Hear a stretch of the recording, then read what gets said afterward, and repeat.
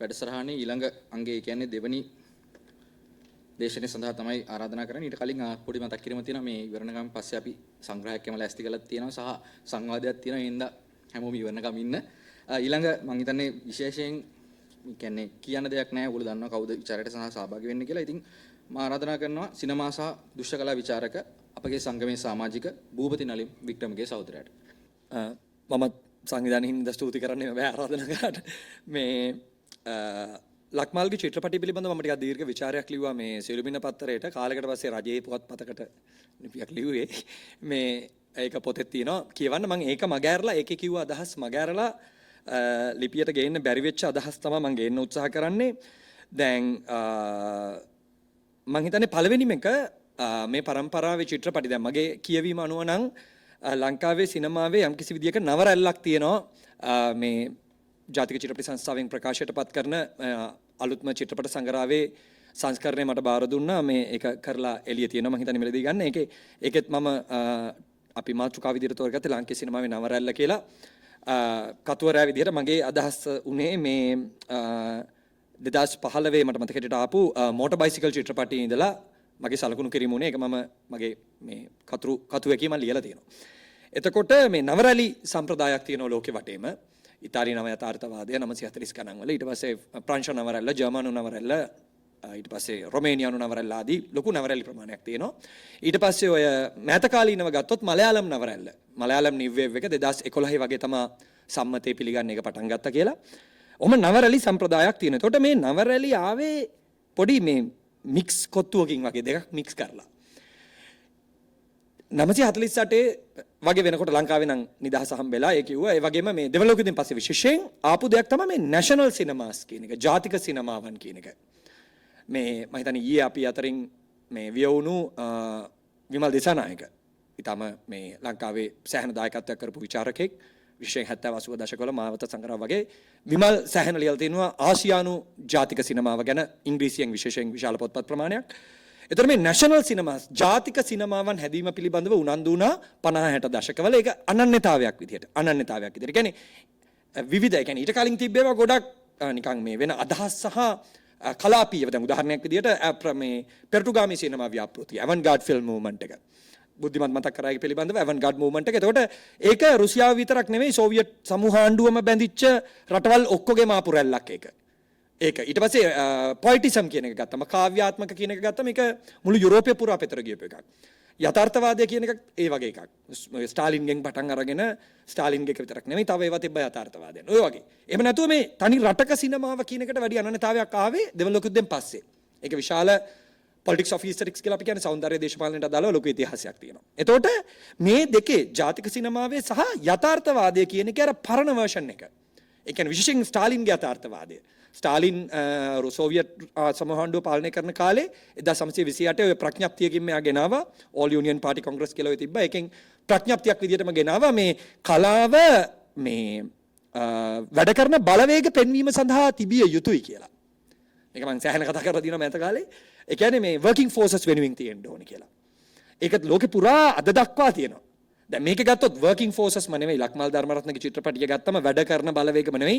අපිට කියදකි මේ ඊට වඩා මේ ප්‍රොලටේරියට්ලා, නිර්ධනයෝ, විශේෂයෙන් ලුම්පන් නාගරික නිර්ධනයෝ, ඒගොල්ලෝ තමයි මේ බුද්ධිමත් ටිකක් විස්තර කරා ඒ වගේ ඉන්නේ. එතකොට ඒක තමයි යථාර්ථවාදයේ පැත්තේ මාතෘකාව. අනිත් පැත්තෙන් තියෙනවා ජාතිකත්ව අනන්‍යතාව සිනමාවක් ගොඩනගන්න පුළුවන්ද කියන එක. විශේෂයෙන් සෞන්දර්ය පැත්තෙන්. සෞන්දර්යාත්මක සිනමා චාරුපකරණය, රංගනය, හඬ නිෂ්පාදනය, හඬ සැලසුම්කරණය යනාදී දේවල් වලින් මේ ජාතික අනන්‍යතාවයක් සහිත සෞන්දර්යයක් නිර්මාණය කරන්න පුළුවන්ද කියන එක.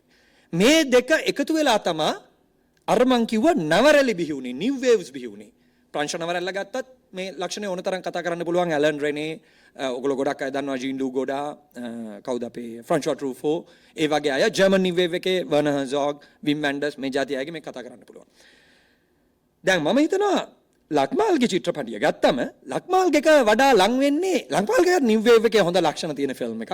ලක්මාල්ගේක වඩා ලං වෙන්නේ මේ ඉන්දියන්, මේ සවුත් ඉන්දියන්, විශේෂයෙන් මේ දකුණු ඉන්දීය දමිළ සහ මලයාලම් චිත්‍රපටිවල, ඒ කියන්නේ මේ කේරළ ප්‍රාන්තයේ මලයාලම් චිත්‍රපටිවල සෞන්දර්යාත්මක ලක්ෂණ වලට. දැන් මේක very interesting මට. මේක තව ගොඩක් දේවල් කියනවා කතා කරන්න වෙලා නැති හින්දා අපේ කට්ටියටත් මම කියලා තියෙනවා මම නවත්තන්න කියලා විනාඩි 25යි. ඒකින්ද මේ ප්‍රජාතන්ත්‍රවාදයේ තියෙන්න බෑ නමට හරි. එතකොට මේ ඒක නිසා මම හැකි ඉක්මනින් කියන්නම් දැන් ලෝකේ මේ මුල් කාලේ නිව් වේව්ස් වගේ නෙමෙයි. ඒ කියන්නේ 60 70 ගණන් වල ආපු නිව් වේව්ස් වගේ නෙමෙයි. විශේෂයෙන් ඔය ඔයගලන්ට බලන්න පුළුවන් නම් ඔය රොමේනියාවේ නවරැල්ල. රොමේනියානු නවරැල්ල ඔය මේ මම හිතන්නේ මේ පාර මොකක් හරි ලොකු සම්මානයකුත් හම්බුණා නේද රොමේනියානු නවරැල්ලේ අධ්‍යක්ෂකවට කාන් ෆෙස්ටිවල් එකේද බෙස්ට් ෆිල්ම් හරි වෙනීස් හරි මොන හරි හම්බුණා ක්‍රිස්ටියන් මංගුයිගේ ෆිල්ම් එකට නේද මේ ඊයේ පෙරේදා. ඊට පස්සේ ක්‍රිස්ටි පිව් ඒ වගේම රාඩු ජූඩ් ලංකාවෙත් මම හිතන්නේ සමහර අය දන්නවා මේ මේගොල්ලන්ගේ චිත්‍රපටිත් බලන්න ටිකක් මේ මං කියන මාතෘකාවට ආසන්නයි මේ රොමේනියානු නවරැල්ල පටන් ගත්තේ නිල වශයෙන් 2005. ඒක හුඟක් මෑතක. හරිද? එතකොට මොකද මම මේ කියන්න හදන දේ ඒ පරණ 60 ගණන් වල ආපු නවරැලි වලට වඩා මේ ලක්මාල් සහෝදරයාගේ චිත්‍රපටියත් ඇතුළුව ඊටුව මේ නවරැලි වල තියෙන විශේෂම දේ තමයි මේ ග්ලෝකල් ඒස්තටික්ස් කියන එක. මේ ග්ලෝකල් කියන වචනේ මම මුලින්ම කියපුවේ දීප්ති කුමාර ගුණරත්න සංස්කරණය කරපු මේ මමත් ඒකට පොඩි ලිපියක් සැපෙව්වා මේ බොහොම කෙටි ලිපියක් ඉරමැදියම පිළිබඳව ආපු චිත්‍රපටියේ එක්ස් කණ්ඩායමෙන් කරා පොතක් චූටි පොතක්. ඒකෙන් තමයි මමත් මුලින්ම කිව්වේ මේ ග්ලෝකල් යථාර්ථය පිළිබඳව. මේ ග්ලෝකල් කියලා කියන්නේ ග්ලෝබල් එකේ තව කන්ඩිෂන් එකක්. ඕක ගොඩක් මුලින්ම ආවේ මේ ඔය මේ සිටි ප්ලෑනින් වල එහෙම. නාගරික සැලසුම් කරන එහෙම තමයි ග්ලෝකල් කියන අදහස ආවේ. ග්ලෝබල් නෙමෙයි. සිංහලනොත් කියන්නේ ග්ලෝකල් කියලා තමයි මම දන්නේ හොඳ සිංහල වචනයක් නෑ. ඒ දීප්තිගේ පොතේ තිබ්බේ ග්ලෝකල් යථාර්ථයක් කියලා. ග්ලෝකල්. මොකද මේ ග්ලෝකල් කියලා කියන්නේ? ග්ලෝකල් ඉස්සරික් කියලා කියන්නේ මම සරලව කියන්නම්. ටක් ගාලා ඒ කියන්නේ KFC වගේ ඔය තියෙන මොනවද තව McDonald's වගේ ග්ලෝබල් බ්‍රෑන්ඩ්ස් මේ ෆ්‍රැන්චයිස් කරන ලෝකෙ පුරාම යන වෙළඳනාම ඒ සන්නාම ඒ රටවල් වලට එනකොට ඒ රටේ විදියට අනුගත වෙනවා. මට මතකයි මේ McDonald's එකේ නේද කොත්තු තිබ්බේ. කොත්තු තිබ්බා McDonald's එකේ. කොත්තු කියන්නේ ශ්‍රී ලංකන් ලංකී අනන්‍යතාවයේ කෑමක් නේ මඩ කලපුවෙන්ද කොහෙදනේ කොත්තු පටන් ගත්තේ රටවල් වල නෑ ලංකාවේ කියලා අපිට තියෙන ඊටාම සුළු දේවල් වලින් ජාතික ආහාරයක් මම හිතන්නේ ඒක කොත්තු. ඊට ගොඩක් ඒවා පිට රටවල් වලින් ඇවිල්ලා තියෙන්නේ. ඒතකොට ජාතික අනන්‍යතාවය රයිට්. ඒතකොට මේගොල්ලෝ මික්ස් කරනවා මේක. දැන් KFC එකෙත් මං ගියාම ඔය තියෙනවා මේ කතුරු මුරුංග අනම්මනම් දාපුනේ මන් දන්නේ මොන කරපිංච අනම්මනම් දාපු රයිස් එකක් තියෙනවා. අර අපිට කන්න පුළුවන් මට්ටමේ එකක් හරි රුපියල් 600 700 වගේ තියෙනවා. ඊට පස්සේ ගත්තම ඔය දැන් මං දැකලා තියෙනවා ඔය මේ මොනවාද මමත් බොනවා මට රක්තේ තියෙනවා මමත් බොනවා මොනවාද ඔය මේ අපේ ගෙදර ගේනවා මොනවාද මේ ඔය මොනවාද අනේ මේ රණවරා හරිද වැල්මි ඒවයි තියෙනවා ටී බෑග්ස් වගේ ඇවිල්ලා රණවරා ටී බෑග්ස්. ඒක දාලා බොන්න පුළුවන්. රයිට්. එතන මේක තමයි ග්ලෝබලයිස්ඩ් එක ලෝකලයිස්ඩ්. රණවරා මන් දන්නේ ස්වීඩනයේ හැරෙමි තියෙනවද කියලා මන් දන්නේ නැහැ. මන් දන්න තරමින් නැහැ. එතන මේ සවුත් ඒෂියන් කෑමක් නේ ඒක බීමක් නේ. එතන ඒක ග්ලෝකලයිස් කරනවා නේ. මේක තමයි ග්ලෝකල් රියැලිටි කියලා කියන්නේ. ග්ලෝකල්. එතන මේ ග්ලෝකල් ඒස්තටික්ස් උත් එනවා. ග්ලෝකල් සෞන්දර්යයක් එනවා. ඒක තමයි මම හිතනවා ලක්මාල්ගේ චිත්‍රපටියේ ටිකක් අධිපති ව්‍යුහය.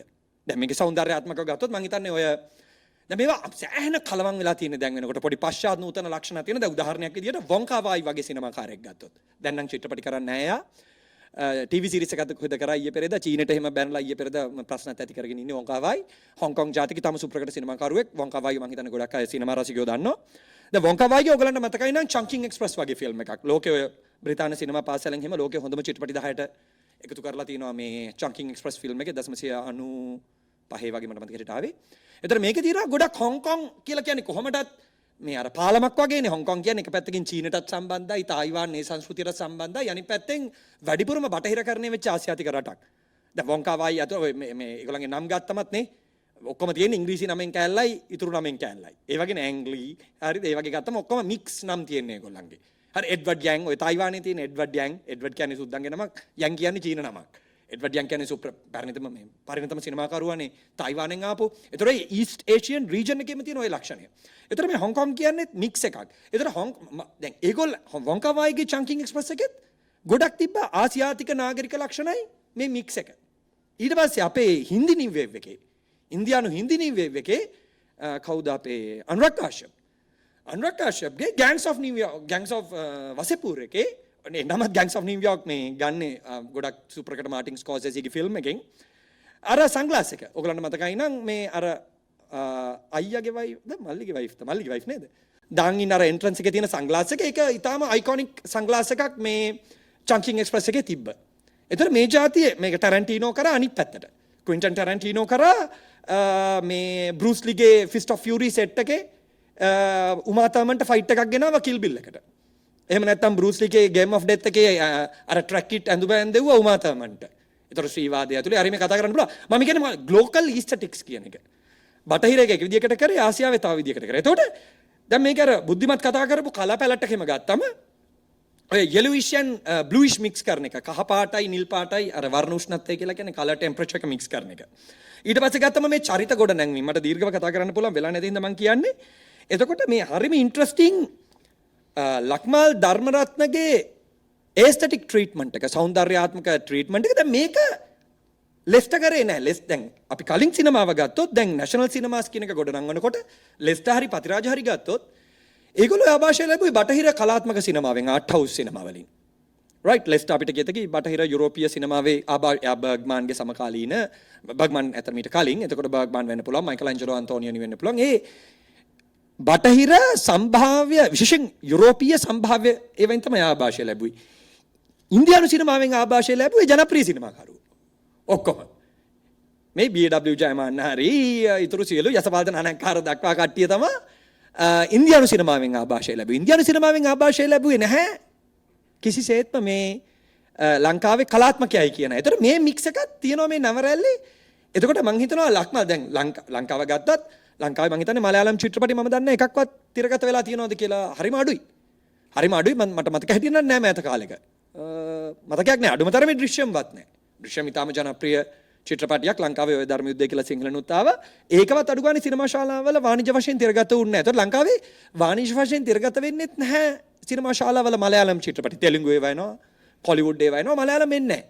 නමුත් ඔය විකිපීඩියා පේජ් එකේ බැලුවත් කේරළෙන් එළිය වැඩිම මලයාලම් ෆිල්ම් බලන රටක් විදියට ලංකාව කියනවා. ඒගොල්ලන්ගේ විකි මන් දන්නේ අපේ එකෙක් අප්ඩේට් කරාද කියලා. ඕපන් සෝස් නේ. හරිද? අපි අර ඒ මාරි කැමති නේවට රින් ගන්න.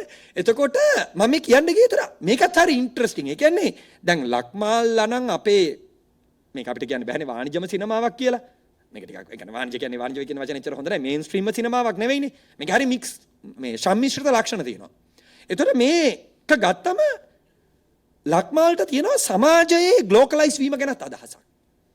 සෞන්දර්ය නිර්මාණය කරනකොට. උදාහරණයක් විදිහට ලංකාවේ වාණිජ්‍ය වශයෙන් තිරගත වුණ නැති වුණාට මලයාලම් චිත්‍රපටි ලංකාවේ මම හිතන්නේ විශේෂයෙන් ඔය මේ කේබල් ටීවී channel නම් කියන්න ඕනේ නැහැ බර ප්‍රමාණයක්. ඔය පියෝ ටීවී එකේ ඩයලොග් ටීවී එකේ තියෙන මම හිතන්නේ විශේෂයෙන් චර්ණ ටීවී එකේ. ඒගොල්ලෝ ඊටාම ජනප්‍රියයි මේ මලයාලම් චිත්‍රපටි මේ පෙන්වන්න. ඒතර සාමාන්‍ය මිනිස්සුත් ගොඩක් මලයාලම් ෆිල්ම් බලලා තියෙනවා. ඒතර මේ කලා පැලට් එකේ ඉඳලා අර මම කිව්වා වගේ චරිත ගොඩ නැංවීමේ ඉඳලා මේ මලයාලම් ඒස්තටික් කියන එක විශේෂයෙන් සංගීතයත් ඇතුළුව මේක තියෙනවා බරපතල විදිහට ඒ කියන්නේ පොලිටික් එකක් විදිහට. පොලිටික් එකක් විදිහට කියලා කියන්නේ මාකට් පොලිටික් එකක් විදිහට. මාකට් පොලිටික් එකක් විදිහට.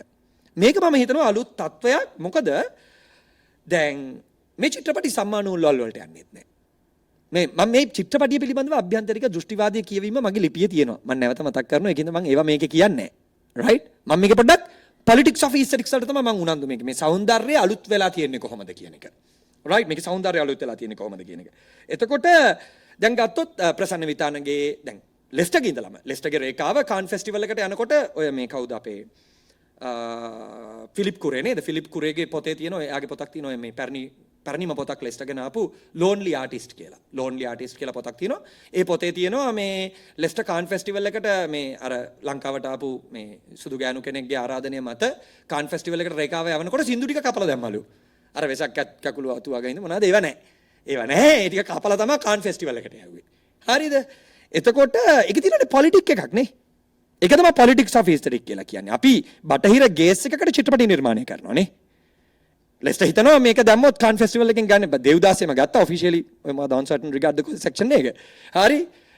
එතන ෆිල්ම් අරන් දිනවා අශෝකුත් පෙන්නුවා වෙනිස් ෆෙස්ටිවල් එකේ ෂාරුක් ඛාන්ගේ මේ තරඟකාරී නොවන සෙක්ෂන් එක. නමුත් මෙන්න මේක මම කියන්නේ. ඒතර මේ අපේ හැදුනා මේ ආර්ට් හවුස් සිනමා එකක් ෆෙස්ටිවල් බේස්. ඒකේ උපරිමයට ගියා ප්‍රසන්න විතානගේ විමුක්ති ජයසුන්දර සංජීව පුෂ්ප කුමාරගේ ඉඳලා මේ ෆෙස්ටිවල් බේස් ඒස්තටික් එකක් හැදුනා. දැන් මේ પરම්පරාව ශමීර නාවුටුන්න තිසර ඉඹුලාන ලක්මාල් ධර්මරත්න ආදී අපිට මාලක දේවප්‍රිය දක්වාම ගොඩක් අය කියන්න පුළුවන් මේගොල්ලෝ ෆෙස්ටිවල් මත දුවන අය නෙවෙයි මේගොල්ලෝ චිත්‍රපටි. ඒක ලොකු සංඥාවක් නෙවෙයි. ඊට වඩා රට ඇතුලේ හරිම බලවත් වෙලා තියෙනවා. Netflix හින්දා වෙන්න පුළුවන්. මම අර කිව්වා වගේ කේබල් ටීවී හින්දා වෙන්න පුළුවන්. ඩවුන්ලෝඩ් කරලා වෙන්න පුළුවන්. මේ මාකට් එක. එතකොට මං හිතනවා ලංකාවේ අපිට කොහොමද කියන්නේ අර නව ජාතිකත්වය ගොඩනංවනකොට අපේ රටේ නව ජාතිකත්වය ගොඩ ජාතිකත්වය කියන්නේ හැම වෙලේම මගේ අදහස ප්‍රොබ්ලමැටික්. කවුරු හරි අර මට මතකයි ඩෙනිස් පෙරේරාගේ නාට්‍යයක් තිබ්බා මේ මොකද්ද මේ ගෝඨයිම්බර කෝලම කියලා. කවුරු හරි පුළුවන් නම් බලන්න YouTube එකේ තියෙනවා. ඒක බැලුවොත් තේරෙයි ජාතිකත්වය කියන්නේ ඒකේ අන්තිමේදී මේ අපේම වෙච්ච වචන හොයන් ගියාම මට මතක හැටියට වචන පහයිද කොහෙද තියෙන්නේ නාට්‍යයට අනුව කටබඩ දිවපුක ඔළුව කියලා. රයිට් මට මතක හැටියට. එතකොට මේ වගේ ජාතිකත්වයේ ඔරිජින්ස් හොයන් ගියොත් ඉන්දියාව හොයන් ගියොත් ඒක නවතිනවා මේ කොහෙද මේ අපි දමු මේ ඉරාන මේ පර්සියන් සංස්කෘතියේ කොහේ හරි නවතිනවා. අනිත් ඒවා හොයන් ගියොත් ග්‍රීසියන. එතකොට මේ ඔරිජිනල් ජාතිකත්වයක් කියන එක හරිම ප්‍රොබ්ලමැටික්. එතකොට හැම වෙලේම මේක සංස්කරණය වෙනවා. අලුත් වෙනවා. අපි ජාතිකත්වය කියලා කියන්නේ මොකද්ද කියලා. නේ? අපේ ජාතිකන්නතාවය කියන්නේ මොකද්ද කියන එක අපි හිතුවට ඒක පිරිසිදු දෙයක් නෙවෙයි. බුද්ධ ආගම ගත්තත් ඒකත් ඉන්දියාවේ දේශපාලන ප්‍රොජෙක්ට් එකක් නේද? මේ කොහොමද ලංකාවට බුද්ධ ආගම ආවේ කිව්වම එතන දේශපාලනයක් තියෙනවා නේද? පිටිපස්සේ දේශපාලනයක් තියෙනවා. රයිට්? එතකොට මේක තමයි මට කියන්න ඕනේ ප්‍රධානම කාරණේ. ඒ කියන්නේ very interesting ලංකාවේ නවරැල්ලේ සෞන්දර්ය නිර්මාණය වෙනකොට මම හිතනවා එක් ප්‍රධානම මේ ග්ලෝකල් ඒස්තටික් එක. ග්ලෝකල් කියලා කියන්නේ මේ ඉන්දියාවේ කොලිවුඩ් සහ මම හිතන්නේ ආත්නික රජනිකාන්ත්ගේ ෆිල්ම් එක මේ කූලි ෆිල්ම් එක භාෂා මට මතක හැටියට 20කට ආසන්න ප්‍රමාණයකට ඩබ් වෙලා තියෙනවා. රජනිකාන්ත්ගේ කූලි මම දැන් මෑත කාලේ මාත් රජනිකාන්ත් ෆෑන් කෙනෙක් ඔය ජේල කෙනෙක් කූලි ගුණින් පස්සේ මේ චීනෙත් පෙන්නලා තියෙනවා. මට තේරුම් ගන්න බෑ චීන මිනිස්සුන්ට මොනවද බලන්න තියෙන්නේ රජනිකාන්ත්ගේ ෆිල්ම් වල කියලා. මට ඇත්තම තේරුම් ගන්න බෑ. එතකොට මම හිතන්නේ ඊටාම සංකීර්ණයි. ඕගොල්ලෝ ගිහිල්ලා බැලුවොත් ඔය මේ ස්ටැටිස්ටික්ස් මේ කොලිවුඩ් ෆිල්ම් වල චීනෙත් එක්ක ලොකු සම්බන්ධයක් තියෙනවා ඉන්දියාව. මට මේ අදත් මේ අපේ සංගමේ රන්දික සහෝදරයා මට පෙන්නුවා මේ ඔය කවුද ඩංගල් ෆිල්ම් එක. ඩංගල් ෆිල්ම් එකට විශාල චයිනීස් ඉන්වෙස්ට්මන්ට්ස් තියෙනවා. හරිද? ඒතර චීන කට්ටියට ඉන්දියාවත් එක්ක අපි හිතුවනේ ගනුදෙනුවක් නැහැ කියලා. ඔය ග්ලෝකල් රියැලිටිස්. ග්ලෝකල් ඒ කියන්නේ ගෝලීයකරණය දේශීයකරණය වෙන්න පටන් ගත්තේ ජපානයේ ඇත්තටම. වැඩිම වෙච්චේ ජපානයේ. මට මතකයි සුනිල් විජේසිරිවර්ධන ඒ දවස්වල දේශනයක් කරා මේ ජපානයේ පිළිබඳව දැන් අපි ඉස්කෝලේ යන කාලේ වගේ එයා කිව්වා මේ බලන්න ජපානයේ යා නිකන් ඒක පොසිටිව්ලි කිව්වේ. බලන්න මේ ජපානයේ කොච්චර හොඳද කියලා මේ මැක්ඩොනල්ඩ්ස් වගේ ඒවා ඒ තද රතු පාට බෝඩ් තියෙන්නේ ජපානයේ ඒවායි බෝඩ් ගහන්න දෙන්නේ නැහැ. ඒක ටෝන් ඩවුන් කරා. ඒ කියන්නේ අර ස්ටෑන්ඩඩ් ඒගොල්ලන්ගේ රතු පාට වෙනස් කරන්න දෙන්නේ නැහනේ. ඒකේ ටෝන් ඩවුන් කරලා තමයි ජපානේ ගැහුවේ කියලා. ඒතර ටෝන් ඩවුන් නෙමෙයි ලෝගෝ එක මාරු කරලා හරි ජපානේ මාකට් එක අල්ලන්න මැක්ඩොනල්ඩ්ස් එකේ යයිනේ. හරිද? ඒතර ඒක තමයි ජපානේ මම හිතන්නේ පළවෙනිම ග්ලෝකලයිස් වෙච්ච රටක්. ඉන්දියාව ග්ලෝකලයිස් වුණා. නේ? ඔයගලන්ට මතකද ඉතින් 2000 වගේ එනකොට මේ ශාරුක් ඛාන්ගේ ඔය මොනවාද කබි කුෂි කබි ගම් වගේ ෆිල්ම්ස් එනකොට අර ලන්ඩන් ගිහිල්ලා ඉගෙනගෙන ඉන්දියාවට එන කැරක්ටර්ස් නේ තිබ්බේනේ. හරි ඇමරිකාවේ ගිහිල්ලාගෙන ගන්න ඒ මේ NRI එක කියලා කියන්නේ non residential Indians. ඉන්දියා ඩයස්පෝරාව කියන එක 2000 ඉඳලා 2010 වෙනකන් ගත්තොත් ලොකු තේමාවක් බොලිවුඩ් ෆිල්ම්ස් වල. ඒතර ඒකේ තියෙනවා දේශපාලන සෞන්දර්යයේ දේශපාලනයක් තියෙනවා නේ. politics of aesthetic එකක් තියෙනවා. මම හිතනවා මෙන්න මේ වගේ අපේ නවරැල්ල ගත්තම ප්‍රධානම දෙයක් තමයි ඒක ප්‍රසන්න විතානගේගේ සිට අවසන් පුරුක විදිහට අපි සංජීව පුෂ්ප කුමාරව ගත්තොත් ඒකේ පීක් එක ඒගොල්ලන්ට තිබ්බ බටහිර අර ෆෙස්ටිවල් ආකෘතිය. ඒක තනි එකක් නෙවෙයි ඒක තා සංකීර්ණයි මම පිළිගන්නවා. ස්ලෝ සිනමා කියන්නේත් ඒක එක කෙලවරක්. විමුක්ති ජයසුන්දරගේ වගේ චිත්‍රපටි ගත්තම එතකොට මේ මෙන්න මේකෙන් පැහැදිලිව ගැලවිලා අපි ඊට වඩා ලං වෙලා තියෙනවා ඉන්දියන් සබ් කොන්ටිනන්ට් එකට. ඉන්දියන් සබ් කොන්ටිනන්ට් එකට නැවත වරක්. ප්‍රධාන ධාරාවේ සිනමාවක් විදිහට නෙවෙයි. මේක මම හිතනවා very interesting අපේ ජාතිකත්වය නැවත ඉන්දියාවට සම්බන්ධ වීමක් ඊටාම ගැඹුරින්. ඉතින් ඒ අර්ථයෙන් මම හිතනවා අර බුද්ධිම කියපු ගමනගරය අතර මේ අර්ථකථනයි බුද්ධිමගේ කතාව ඉදිරිපත් කර ඒකේ පැරඩොක්ස් එකක් නේ නේද? ඒ කියන්නේ එකවර එක ළඟ තියෙන්න බැරි දෙකක් තියෙනවා එකට. හරිද? එතකොට නවරැලි වලින් අනන්‍යතාවය හොයන් යනව නම් අනන්‍යතාවය ක්‍රැක් වෙන බරපතල ආభాෂයක් තියෙනවා, බරපතල එලිමන්ට්ස් තියෙනවා අපේ වාලම්පුර චිත්‍රපටියේ. ඉතින් මම හිතනවා මේ විකල්පය කියලා කියන්නේ මොකක්ද? අපි නවරැල්ල කියලා කියන්නේ විකල්ප සිනමාවක් න ะ. නවරැල්ල කියලා කියන්නේ යම් කිසි විදිහක දේශීය අනන්‍යතාව. ඒ කියන්නේ දේශීය කියලා කියන්නේ මේක විමල් වීරවංශගේ හරි රාජපක්ෂගේ ජාතිකවාදය නෙවෙයිනේ. ලක්මාල් මේ කවුද මේ ලක්මාල් මේ ධර්මරත්න කියලා කියන්නේ අමු NPP කාරයෙක්නේ. හරිද? අමු NPP කාරයෙක්. Facebook එක බලුවා වමන යනවා ඇත්තටම. හරිද? කඩ යන්නේගේ සීමාවක් තියෙන්න බෑ. එතකොට මං වගේ එකෙක් බැලුවම වමන යනවා NPP කාරොන්ට එහෙම නැතුව ඇති. ඉතින් මං කියන්න ගියේ එතකොට මේ ජාතිකත්වයක් හොයාගෙන යනවා. රයිට්? එතකොට මේ ජාතිකත්වය කියන එක ඒක අර මහින්ද රාජපක්ෂගේ ජාතිකත්වය නෙවෙයිනේ. සිංහල බෞද්ධ ජාතිකත්වය නෙවෙයිනේ. විකල්ප ජාතිකත්වයක්. එතකොට ග්ලෝබලයිස් ලෝකෙක.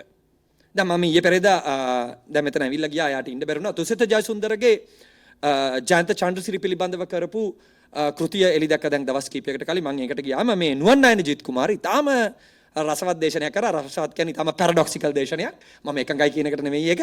නුවන් නායිජෙදිත් සාමාන්‍යයෙන් අර විකිපීඩියා වගේ තොරතුරු කියන කෙනෙක්නේ. නමුත් ඊට වඩා ඊටාම රසවත් දේශනයක් කරා නුවන් නායිජෙදිත් මේ නැවත මේ ජාතිකත්වය කරා සිනමාව ගෙනියන්නේ කොහොමද කියලා. ඒක නිකන් කෙලවරකටම ගියා අටුවා ටිකා පාලි නේද? ඒ වගේ ගන්නට බෞද්ධ සිනමා විචාරයක් කරා නුවන් නායිජෙදිත්. මම නම් ෆස්ට් ටයිම් එහෙම එකක් ඇහුවේ. මම නම් පොඩ්ඩක් ආස වුණා ඒකට. මොකද අර මේ මට තුස්තම මතක් කරා එක මේ අර මොකද්ද මේ මහරජ ගැමුණු චිත්‍රපටියේ තියෙන ඩයලොග් එක වගේ අපි මේ වම්මුනේ විචාර කලාවේ ඉන්නේ. එතකොට ඔය ධනේශ්වර විචාර කලාව කියලා එකක් නැහැ. ඔය චින්තන ධර්මදාස ගත්තත් ඌත් ඔය කතා කරන්න ගියාම අපේව තමයි කියන්නේ. හරිද? අපෙන් කුලියට ගත්ත ඒවා තමයි කියන්නේ. චින්තා විතරයි ඉන්නේ පොඩක් ධනේශ්වර සිනමා විචාරකෙක් කියලා කියන නමට හරි රනිල්ට කඩ යන එකෙකුට. හරිද? එතකොට මමත් කැමති ටිකක් දියුණු හතුරෙක් ඉන්නවා නම් අපිට. කම්මැලි අප්පා මේ අපේ උන් එක්ක ගහගෙන අපි ගහගෙන වම්මු ඉවරයි දැන්. සෝරි. වම්මු ගහගෙන මේ වස කම්මැලි. ඉතින් මට ටිකක් අර මේ අර කවුද අපේ මේ කවුද එලාර සහෝදරයා කිව්වා වගේ මේ ගැමුණු මහරජ ගැමුණු චිත්‍රපටියේ මේ දියුණු සතුරෙක් හම්බුණා මට එදා අවසනාවට මේ සංවාදයක් තිබ්බේ නැහැ. සංවාදයක් තිබ්බේ නැහැ. තුස්ස සහෝදරයා මං හිතන්නේ බය වුණා. සංවාද තියන්න ටක් ගාලා තේකක් දීලා අපිව එලෙව්වා. ඉතින් මං කියන්න ගියේ ජාතිකත්වයේ කවුරු හරි හොයාගෙන යනවා නම් නව ජාතිකත්වයක් කියලා එකක් සිනමාවේ අනන්‍යතාවයක් එක පැත්තකින් අර නිව්ටන් ගුණසිංහ සමාජ විද්‍යාඥයා නිව්ටන් ගුණසිංහ කිව්වා වගේ අපිට හැම වෙලෙම තියෙන චූල සංස්කෘතියක්. හරි අමාරුයි අපිට අපේ ෆයිට් එකක් කරන්න. උදාහරණයක් විදිහට ලංකාවේ දමිළ සිනමාකාරයෝ. හරි ලංකාවේ දමිළ සිනමාකාරයෝ ගත්තා මම හිතන්නේ ඒගොල්ලන්ට තමයි ලොකුම චැලෙන්ජ් එක තියෙන්නේ දකුණු ඉන්දියාවෙන්. සිංහල කෙනෙකුගේ ප්‍රසන්න විතානගේට නිව්ටන් එක්ක ෆිල්ම් කරන්න පුළුවන්. ඒක ඊටම හොඳ තත්ත්වයක්. මම බලන් ඉන්නේ කිං රත්නම්ට පුළුවන් වෙයිද කියලා. කිං රත්නම්ට ඊට දෙයිද නිව්ටන් එකෙන්. මං ආසයි ඒක රිලේෂන් වෙදිය බලන්න ඉන්දියාවේ. නිව්ටන්ට නෙවෙයි නේද කම්පැනියක්. සෝරි. සමාගමක් එක. හරිද? එතකොට නිව්ටන් අයියා කිං රත්නම් මල්ලිට ඉඩ දෙයිද කියලා. කිං රත්නම් හෝ ඕනම දමිළ සිනමාකාරයෙකුට. very interesting එක නේද? ඒ කෝ ප්‍රොඩක්ෂන්ස් වලදී. එතකොට මම මේ කියන්නේ මේ චිත්‍රපටියේ ඇස්තටික්ස් ගත්තම සෞන්දර්යය ගත්තම මේක තව චරිත ගොඩ නැංවීම වල ආකෘතිය මේක කතා තේමාව ප්ලොට් ස්ට්‍රක්චර් එක මේවා ගොඩක අපිට තාම පැහැදිලිව මෑත කාලීන මට නම් වශයෙන්ම කියන්න පුළුවන් මලයාලම් චිත්‍රපටි දිනවා කිසිසේත්ම මේක මේ කොපි කරා වගේ මගුලක් නෙමෙයි. එහෙම එකක් නෙමෙයි. කිසිසේත්ම එහෙමයි බාල තැනකට ගෙන්න එපා. එහෙම එකක් නෙමෙයි. මේක පැහැදිලිව අර සෞන්දර්යාත්මක ආభాෂයක් තියෙනවා. ඒතර එක මම හිතනවා දෘෂ්ටිවාදීව ගත්තොත් ඒක සවිඥානික දේවල් තියෙන්නත් පුළුවන් අවිඥානික දේවල් තියෙන්නත් පුළුවන්. අපි ලොකු මලයාලම් ෆෑන්ස්ලා නේද? මොනවද අපි කුඹලංගේ නයිට්ස් බලලා නේද? අනම්මන ඔය මොනවද තියෙනනේ ඔයගොල්ලෝ මට වඩා බලලා ඇතිනේ. හරිද? එතකොට මලයාලම් චිත්‍රපටි කියලා කියන්නේ විශේෂයෙන් නිව්වේව් එකේ. මලයාලම් කිව්වට කවුරුත් බලන්නේ නැහැ නේ අදුර් ගෝපල් ක්‍රිෂ්ණන්ව. නේද අජන්ත? මං හිතන්නේ තරුණ පරම්පරාවේ අදුර් ගෝපල් ක්‍රිෂ්ණන්ව බැලුවොත් අනිවා නිදා ගන්නවනේ. අනිවා නිදි තම අදුර් ගෝපල් ක්‍රිෂ්ණන්ගේ බැලුවොත්. ඒතර ඒ පරම්පරාවේ මලයාලම් ෆිල්ම්ස් බලන්නේ. ඒගොල්ලෝ ෆෙස්ටිවල් සර්කිට් එකේ ආය. ඒගොල්ලෝ ලන්ඩන් ෆෙස්ටිවල් එකේ වෙනිස් ෆෙස්ටිවල් එකේ දිනලා ආපු 70 80 දශකයේ මලයාලම් සිනමාකාරයෝ. ඒගොල්ලෝ නෙවෙයි මේ කතා කරන්නේ. මේ කතා කරන්නේ 2011න් පස්සේ නිව්වේව් එකේ කට්ටිය. ඒතර නිව්වේව් මලයාලම් අපිට කේරළ පොලිටික්ස් of aesthetics කියන්නේ මොකක්ද? ඒක ලංකාවට සම්බන්ධය මොකක්ද? very interesting මේක මට. very interesting. right? ඉතින් මම හිතනවා මේ අපි චිත්‍රපට කියවීමේදී එතකොට මේ නව යථාර්ථවාදය ගත්තත් මේ නරුමවාදය මේක තියෙනවා මලයාලම් චිත්‍රපටිවල. අර මමත් ඒක ਵਿਚාරය ලියලා තිනවා දීර්ඝව මේ සිඩ්නි එකේ තියෙන නරුමවාදය. සිඩ්නි එකේ තියෙන නරුමවාදය වගේම සිඩ්නි එකේ තියෙන දීර්ඝ අපි දන්නවනේ කොමියුනිස්ට් පක්ෂයක් තමයි කේරළ ස්ටේට් එක පාලනය කරේ. හරි විශාල කාලයක් සෝ කෝල්ඩ් වාමාංශික පක්ෂයක් තමයි කේරළ මේ ප්‍රාන්තය පාලනය කරේ. ඉතින් කේරළ එක පැත්තකින් ක්‍රිස්තියන් සම්භවයකුත් තියෙනවා. මේ කිතුණු සම්භවයකුත් තියෙනවා. අනිත් පැත්තෙන් ගත්තම වාමාංශික සම්භවයකුත් තියෙනවා. ඒතර කිතුණු තමයි මේ කේරළ චිත්‍රපටි නයිසර්ගිකවම අර රියලිසම් වලට යථාර්ථවාදයට සම්බන්ධයක් තියෙනවා අර සෝවියට් රියලිසම් එකෙන් ආපු. right? ඒකේ අලුත් මෝඩ් එකක් තියෙන්නේ මලයාලම් ෆිල්ම්ස් වල. අලුත් මෝඩ් එකක් තියෙනවා. මහේෂින්ත ප්‍රතිකාරම් වගේ ෆිල්ම් එකක් ඔයගොල්ලෝ බලලා තියෙනවා නම් විශේෂයෙන් මම කැමතිම ෆිල්ම් එකක් ඔය ජෝජි වගේ ෆිල්ම් එකක්. ඔය දේපල බෙදා ගන්න බැරුව අර එහෙම නේද? බලලා තියෙනවනේ ඔයගොල්ලෝ. එතකොට මම හිතනවා මේ රියලිසම් එක මේ දැන් මේකේ තියෙනවනේ මේ වාලම්පුරිය කියන එක ගත්තත් ඒක හරි ලොකු void එකක් නේ. ඒක තේරුම් ගන්න බැරි ඔබ්ජෙක්ට් එකක්. right? මේ තේරුම් ගන්න බැරි ඔබ්ජෙක්ට් එකක්. ඒක void එකක්. ඒක මැත්තේ තමයි මේ නැහෙන්නේ. ඔබ්ජෙක්ටිවයිස් වීමක් තියෙනවා නේ වස්තුකරණයක් තියෙනවා ඒකේ. අර මට නිකන් මතක් වුණේ අර පල්ප් ෆික්ෂන් එකේ අර මොකද්ද මේක වගේ එච්චරම සංකීර්ණ නැහැ. ආඛ්‍යානගතව මේ පල්ප් ෆික්ෂන් එකේ අර පෙට්ටියක් තියෙන නේද? මොකද්ද අර මෙහෙම ඇරලා පෙන්නන්නේ. ටැරන්ටිනෝගේ හරි ඒ જાතියේ මොකද්ද තේරෙන්නේ නැති වස්තුවක් තියෙනවා මෙතන. ඒක වටා තමයි මුළු මේකේ පොලිටිකල් ඉකොනොමි එක දේශපාලන ආර්ථිකයේ මේ කතාවේ සංවිධානය වෙලා තියෙනවා. ඊට පස්සේ ෆෝග්‍රවුන්ඩ් එකේ තියෙනවා මේ පෙරබිමේ ඉන්නවා ක්ලාසික් බ්ලෙන්ඩ්ස් එකකින් එන පූසාරි කෙනෙක්. බෑග්ග්‍රවුන්ඩ් එකේ තියෙනවා සීගිරිය. very interesting එක නේ foreground එකේ ඉන්න classic Benz එකකින් එන මේ C class හරි මොකක් හරි නෙවෙයි මම දැන් පරණ Benz එකක් නේද ගිතම් පරණ මොඩල් එකක් නේද classic Benz එකකින් එන පූසාරි කෙනෙක් ඉන්නවා නේ පිටිපස්සෙන් තියෙනවා C කිරිය මේක තමයි මම අර කිව්ව අර global aesthetic එක නේ අපි C කිරියටත් ආසයි අපි ඊට වඩා classic Benz එකට ආසයි නේ අපි චින්තන ධර්මදාසෙකෙත් තියෙන අර කොරොල්ලා එහෙම පෙන්නන්නේ නේ ටරන්ටිනෝ කරන්නේ වෙලා අර මේ චින්තා සහෝදරයාගේ මේ ඒ වගේලාට පොඩ්ඩක් සහෝදරයා කියලා කියනවා මට මේ ෆිල්ම් එකට ආසින්ද මේ මොකක්ද මේ ෆිල්ම් එක මේ ඇවිලෙන සුළුයි චිත්‍රපටියේ මේ චින්තනගේ එකේ තියෙන අර ඔකත් ඔය මේ අපේ කවුද ජිම් චාමස්ගේ ටරන්ටිනෝලාගේ හරි අයිඩියොලොජිකල් ඔබ්ජෙක්ට් එකක් මේ කාස් කියන එක කාස් එතකොට අපිට ඔය කොරොල්ලා කියලා කියන්නේ 60 දශකේ නේද සනි කාර් එක එහෙම ගත්තම අපිට අපේ ඔය කවුද මොවිදු බිනෝයි කියන විෂුවල් ආටිස්ට්ගේ ඕගලන්ට ලංකාවේ ඊටම තරුණ විෂුවල් ආටිස්ට් කෙනෙක් මොවිදු බිනෝයි එයාගේ විෂුවල් ආර්ට්ස් බලන්න පුළුවන් නම් එයාගේ තියෙනවා මේ වස්තුකරණ එයා විෂුවල් ආර්ට්ස් එකෙන් ඉවර කරන්න. ඕකේ. ඉවර කරනවා. එතකොට මට කියන්න ඕනේ උනේ මේ aesthetic presentation එකේ මේ සෞන්දර්යාත්මක ඉදිරිපත් කිරීමේ තියෙනවා global reality එකක්. global reality එකක්. ඒක පැහැදිලිවම වාලම්පුරි චිත්‍රපටියේ කතාවේ සාම්ප්‍රදායික විදිහට අපි බෙදුවොත් අන්තර්ගතේ නෙමෙයි තියෙන්නේ. yes මම පිළිගන්නවා මේකේ content එක අන්තර්ගතය highly localized. ඒක මම පිළිගන්නවා. නමුත් මේක මේ ආකර්ෂණීය ආකෘතිය හදන්නේ කොහොමද කිව්වොත් මගේ අදහස මේක global aesthetic එකක්. global aesthetic එකක්. ඒක අර KFC එකේ මේක තියෙනවා වගේ ඒකේ කන පිට. අපේ කතාවක් කියනවා අපි අරගොල්ලන්ගේ පොඩි ෆෝම් එකක් අරගෙන global mix එකක් තියෙන්නේ. ඉතින් මට අවසාන වශයෙන් කියන්න තියෙන්නේ අද ඇවිල්ලා මේ ජාතියේ සිනමාව ආයු වෙන්න පුළුවන් මේ ජාතියේ සිනමාව අද ඇවිල්ලා විශේෂයෙන් විකල්ප සිනමාවේ අධිපති දෘෂ්ටිවාද දෙකක් තියෙනවා මම හිතන්නේ මෑත කාලීනව මම ඇතුළු කීප දෙනෙක් උත්සාහ කරනවා ඒක විචාරයට ලක් කරන්න අධිපති දෘෂ්ටිවාද දෙකක් තියෙනවා මේක කියලා මම ඉවර කරන්නම් එකක් තමයි මේ කූම්බියෝ ෆිල්ම් එක කූම්බියෝ නාට්‍යයේ ඉඳලා තව චිත්‍රපටි තියෙනවා තව නව ටෙලි නාට්‍ය තියෙනවා ඔය මේ ඔය සෙක්ෂුවලයිස් ගම තියෙන ටෙලි නාට්‍ය තියෙන්නේ ඔය සසංකාරාරයේ අමු ඒ කියන්නේ සෙක්ස් ස්මෘත්තාවේ ගියපු නාට්‍ය කලාවක් තියෙන දැන් ඉස්සර ගම කියන්නේ හරි පිරිසිදුයි වගේනේ හරි මේ කිව්වේ දැන් මේ අන්තික ජාතික මේ රාජ්‍ය නාලිකාවේ පෙන්නන්නේ රාජ්‍ය නාලිකාවේ පෙන්නන්නේ ITN එකේ පෙන්නන්නේ මම නම් කැමතියි ඒකට මම නම් ඊටාම කැමතියි ඒකට හරිද නාට්‍යයට කැමති නෙවෙයි ITN එකට හිම ඒවා වෙන එකට මම කැමතියි හරිද වල්ම channel එක ITN එක දැන් මම දන්නේ ඔයගොල්ලෝ TV බලන්නේ නැද්ද වල්ම channel එක වල්ලත්තම channel එක ITN එක ජය වේවා ITN එකේ සභාපතිතුමාට මම දන්නේ නැහැ කවුද කියලා හරිද එතකොට ඒක අර මේ යහපාලන කාලේ ඉඳලා ආවේ එතකොට එක පැත්තකින් තියෙනවා මෙන්න මේ පාදඩකරණය වෙච්ච පාදඩයන්ව අර බුද්ධිමත් කිව්වා වගේ මගේ විචාරෙත් මම දීර්ඝව ලියලා තියෙනවා ඒක කියවන්න පාදඩයන්ව විචාරයකින් තොරව සෞන්දර්යකරණය කරනවා හරියටම අර කූම්බියෝ ටෙලි නාට්‍යයේ මේ තුඹිදුද්දඩන් තැන්නගේ චරිතය වගේ මොකද ඒකේ නම මේ යාගේ නම මොකද්ද මේ චරිතේ ජෙහාන්ගේ චරිතය වගේ අනිත් පැත්තෙන් තියෙනවා නාමල් ජයසිංහකරණය වෙච්ච ස්ත්‍රීන් මම ඒගොල්ලන්ට කියන්නේ හුත්තරා දේවිලා කියලා උත්තරා දේවිත් නෙවෙයි මගේ කියවීම හුත්තරා දේවිලා කියලා මම ඒගොල්ලන්ට කියන්නේ හුත්තරා දේවිලා ඉන්නව අර සහෝදරයෙක් හිටියා වගේ ආයුගේ බලන්න අහිංසක බබෙක් වගේ ගෑණියෙකුට වටෙන්ම ඇරලා යනවා හරිද මම මෙතනින් ඉවර කරනවා සමා වෙන්න සහෝදරිය ඉක්මනට ඉවර කරනවා ඒ වගේමයි අපේ ප්‍රසන්න ජයකොඩි සහෝදරයාගේ චන්දරේගේ වයිෆ් ගංගා කියලා චරිතයක් ඉන්නවා එයා බබා වටේම ඇරලා යනවා දැන් මේක අධිපති ආකෘතියක් සුන්දර අහිංසක ගෑනු ඉන්නවා එක පැත්තකින් අපේ මේ තරුණ සිනමාකරුවන්ගේ අනිත් පැත්තෙන් ඉන්නවා මට හරියම සිංහලෙන් කියන්න බෑ කම්බ පාදඩයෝ ටිකක් පාදඩ පිරිමි තොත්ත බබාලා ගෑනුයි මං හිතනවා big problem නවරැල්ල big problem thank you